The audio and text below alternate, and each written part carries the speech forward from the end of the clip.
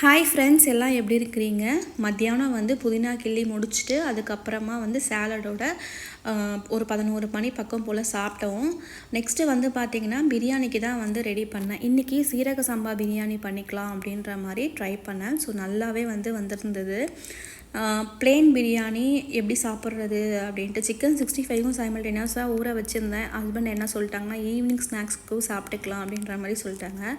சரி, ஓகே. தயிர் ரைத்தாவும் simple recipe தான். டக்குன்னு வந்து பிரியாணியோட தயிர் ரைத்தா வச்சு மதியானம் சாப்பிட்டுட்டோம். ஸோ அப்படியே கொஞ்சம் நேரம் படுத்து ரிலாக்ஸ் பண்ணிவிட்டு பார்த்தோம்னாக்கா மணி ஒரு 4:30 பக்கம் ஆயிடுச்சு. ஸோ காய வச்ச அந்த துணியெல்லாம் வந்து எடுத்து அயர்ன் பண்ணி வைக்கணும். ஸோ மறுநாள் ஸ்கூலுக்கு வந்து ரெடி ஆகணும் அப்படின்னு சொல்லிட்டு அந்த வேலையை ஒரு பக்கம் பார்த்துட்டே இருந்தாங்க.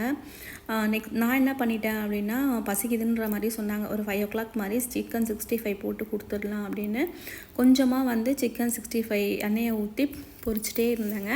கொடுத்தாச்சு. நெக்ஸ்ட்டு வந்து டின்னருக்கு என்ன பண்ணேன்ற